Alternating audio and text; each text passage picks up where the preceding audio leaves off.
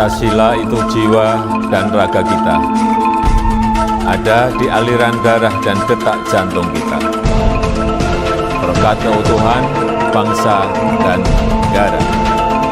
Saya Jokowi, saya Indonesia, saya Pancasila.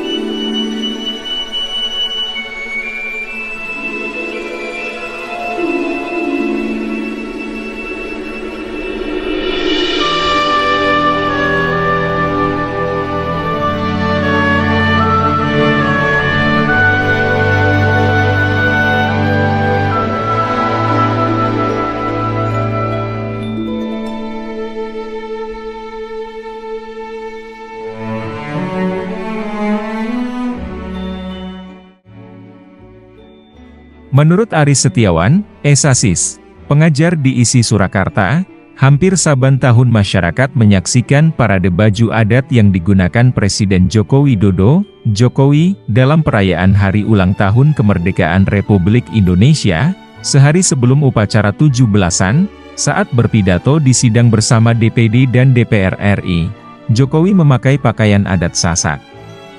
Sementara itu, tepat saat upacara Hari Ulang Tahun ke-74 Republik Indonesia, 17 Agustus 2019, Jokowi tampil dengan mengenakan baju adat Bali.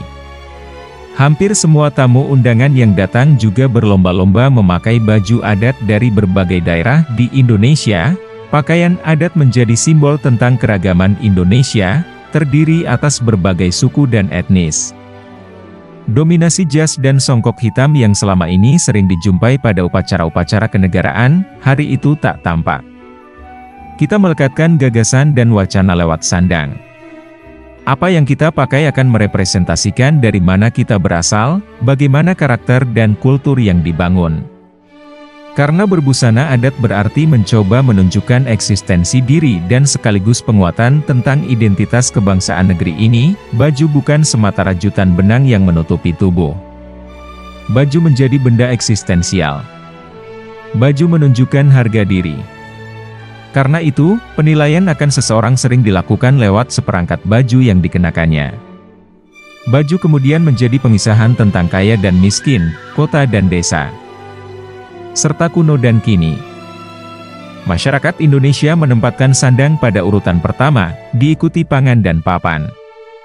Hal itu berarti bahwa baju adalah pemuliaan tentang kebijaksanaan hidup, menempatkan manusia sebagai manusia, membedakan diri dengan makhluk lain.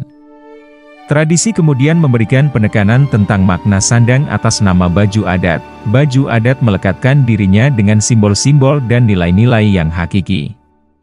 Persoalan warna, bahan, dan jahitan bukanlah peristiwa yang sepele, tapi cenderung kompleks dan rigid. Kekompleksan dan kerigidan itu adalah hasil akumulatif dari perenungan dan pengembaraan makna yang panjang. Karena itu, berbaju adat menumbuhkan kebanggaan dan kecintaan. Kita dipersatukan lewat baju adat yang kita pakai. Sekat-sekat dan batas antara kaya miskin serta tinggi rendah, oposisi koalisi, menjadi hilang. Dengan berbaju adat, semua setara dan seimbang. Tidak ada kalah menang, superior inferior, besar kecil. Hal itu sekaligus mendekonstruksi pandangan kaum kapitalis yang menempatkan baju sebagai pemujaan akan modernitas. Baju pakaian atas nama zaman selalu berubah, dari bentuk dan gaya. Masyarakat mengikuti agar tidak dikata ketinggalan zaman, katrok, udik, dan deso. Namun, sejatinya semua kembali pada persoalan hitung-hitungan untung rugi yang kapitalistik. Model, gaya, dan bentuk sengaja dilahirkan demi pamrih kapital. Wacana dan stereotipe dibangun lewat baju. Kita kemudian memberikan dikotomi antara yang pantas dan tak pantas untuk dipakai. Di balik ingar-bingar baju-baju baru, kita seringkali melupakan baju adat sebagai sebuah pewarisan tradisi. Bahkan, tak jarang baju adat berhadapan dengan berbagai penilaian yang cenderung merendahkan, berkonotasi negatif, kuno, terbelakang. Memakainya memunculkan rasa minder dan malu. Sama dengan musik tradisi, memainkannya melahirkan cibiran dan sindiran. Karena itu, memakai baju adat dalam berbagai seremonial dan upacara kenegaraan, terutama hari kemerdekaan beberapa tahun belakangan, adalah sebuah harapan baru bagi nasib hidup baju-baju adat di negeri ini agar tak melulu dianggap berpamit mati. Setidaknya, berbaju adat memberikan teladan berharga bagi generasi milenial negeri ini. Berbaju adat dapat memberikan penyegaran dalam kemonotonan berbusana saban hari. Selama ini nasib hidup baju adat semata hanya menjadi gugusan wacana dan ide bagi para desainer, agar rancangannya dianggap eksentrik karena berbasis tradisi. Baju adat berpendar dalam wacana, tapi tak dapat tampil secara imanen alias mandiri. Tak ada salahnya pula jika dapat dibentuk Hari Baju Adat Nasional, di mana setiap orang dengan berbagai latar suku dan etnis memakai baju adat versi mereka. Hal yang lebih penting adalah menggelorakan wacana dan pemikiran baru, bahwa berbaju adat adalah sebuah kebanggaan diri. Dalam deklarasi itu, kita melihat parade baju adat dipertontonkan. Tradisi memberikan penguatan untuk semakin menumbuhkan kecintaan bagi Indonesia.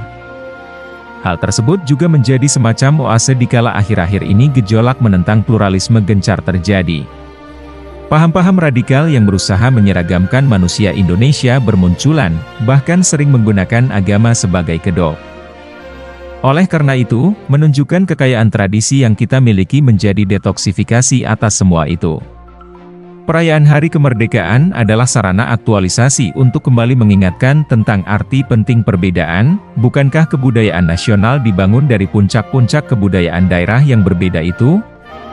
Berbaju adat, bermusik tradisi, berbahasa daerah, adalah sebentuk penghargaan bagi Indonesia dalam menjaga marwah keindonesiaan kita di hari ini.